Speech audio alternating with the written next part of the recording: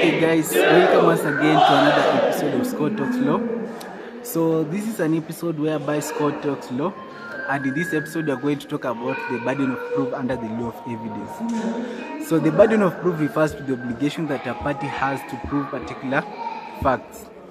So we have different parties in different proceedings. For example, in a civil proceedings, you have the plaintiff and the defendant, and in criminal proceedings you have the prosecuting side and the defense side. So these parties have different obligations. It depends on that particular case, and that obligation that is mandated to this party is what is referred to as the burden of proof. If these parties have performed their obligation as required, then we say they have discharged their burden of proof. So we have two aspects of burden of proof. We have the legal burden of proof and the evidential burden of proof. The other name of legal burden of proof is persuasive burden of proof. And this legal burden of proof, this is the burden of proving particular issues beyond reasonable doubt or on the standards of probability. Whereas the evidential burden of proof is simply the burden of adducing evidence. So these two aspects applies differently depending on the proceedings. So we shall start with the criminal proceedings, then proceed to the civil proceedings and see how these aspects apply. So in a criminal proceedings, the legal burden of proof lies on the prosecuting side. It's the prosecuting side that is supposed to prove a particular facts beyond reasonable doubt and establish a prima facie that will require a rebuttal by the defense side. So the prosecuting side has this duty to convince the judge and to convince the judge or the bench beyond reasonable doubt that a particular act has been committed. If it is murder, then they have that duty to convince the court that murder was committed. So in the case of Wilmington versus DPP, a murder case whereby the accused had murdered the wife and was claiming that it was accidental. So it's upon the House of the Lord held that the burden of proof lies on the prosecuting side to establish a matter beyond reasonable doubt. Thereafter, the accused person or the accused side can raise defenses like intoxication, insanity, implied, express, statutory exemption. So these are defenses that can be raised against the legal burden of proof. So this legal burden of proof is shifted on the prosecuting side throughout the proceedings. It does not shift; it is just fixed on the prosecuting side. So the evidential burden of proof, on the other hand, in criminal proceedings, this is the burden of adducing evidence, and it is not fixed as the legal burden of proof. This evidential burden of proof is both on the prosecuting side and the defense side. The defense side can bring evidence to prove particular facts as the same as the prosecuting side. The prosecuting side can also bring evidence to add that probative value in that case.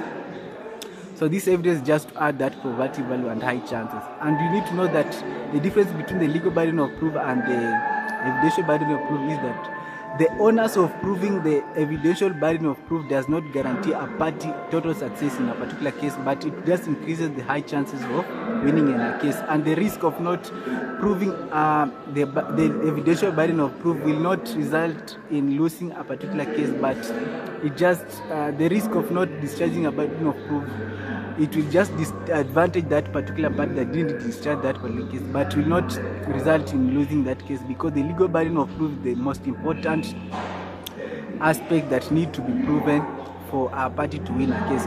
Even if you just establish your legal burden of proof and you haven't established your evidential burden of proof as a prosecuting side, you can still win that case if you have proven a matter beyond reasonable doubt. So evidential burden of proof is just the burden of adducing evidence, and it is not fixed. It is both on the prosecuting side and the defense side. So in the case of Okale versus Republic, it's upon the judges to look issues to see whether the matter has been proven beyond reasonable doubt, or if a legal burden of proof has been established. That is just an important case that you can relate. So in civil proceedings, the legal burden of proof lies on the party that is making an allegation. He who alleges must prove. That is the rule. If a party alleges, and that party must come up with that allegation and prove that allegation. For example, if the plaintiff is alleging negligence under civil proceedings, this party must show how the legal duty of care was on the defense side, and how this legal duty of care was breached, and the damages that occurred or incurred as a result of the breach of that duty. So the rule here is that he who alleges must prove. So the legal burden of proof is not as fixed on the prosecuting side as opposed to the criminal proceedings. So here in civil proceedings, the legal burden of proof lies on the party that is making allegation. And this legal burden of proof can also be on the defense side. For example, in a case of contributory negligence. For example, so if the defense side raises a defense of contributory negligence, then the defense side must show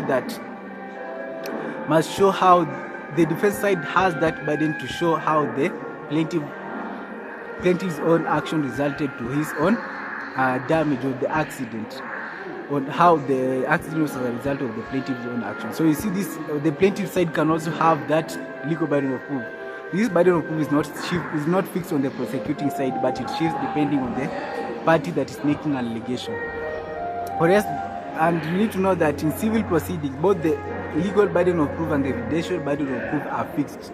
They are not as separate as in criminal proceedings. We saw that in criminal proceedings, the legal burden of proof is on the prosecuting side, and now in civil proceedings, both the prosecuting side and both the plaintiff and the defendant have that obligation.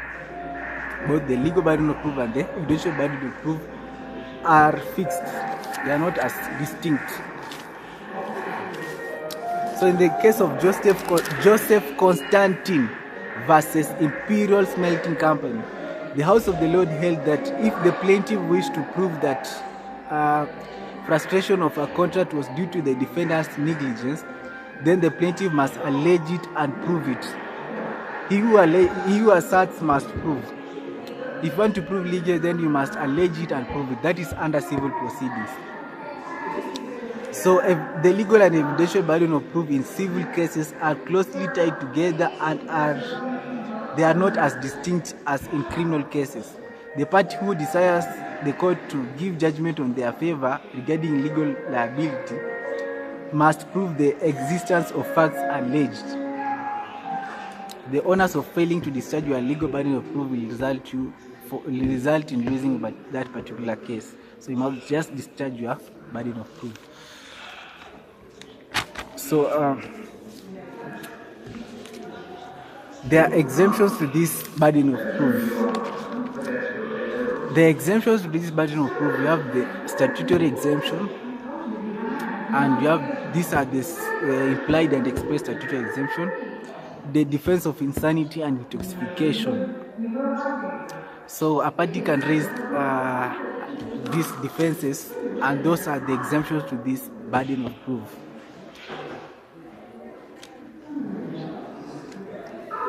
So I think I am through with this burden of proof, and the next time we shall look at the standard of proof in both civil and criminal cases.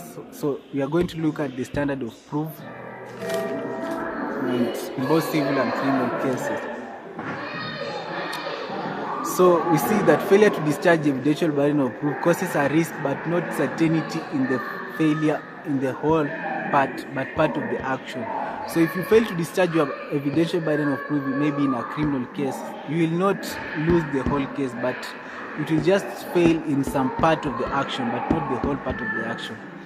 We see that this legal burden of proof overrides this evidential burden of proof in particular instances whereby a matter has been established beyond reasonable doubt.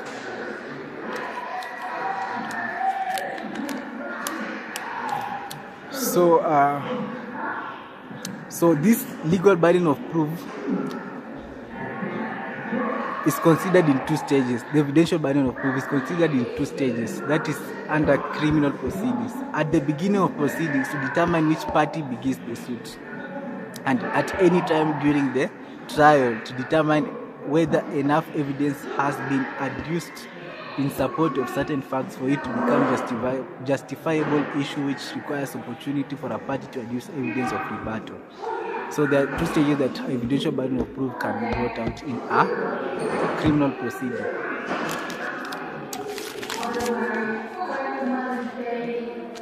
So I think that is the end of my lecture, and I just request for a subscription support. Keep on liking the episodes and commenting on the comment section on how we should conduct the episode, or how you like the episode. If you like the episode, you can also comment on the comment section. So that is the end of my lecture.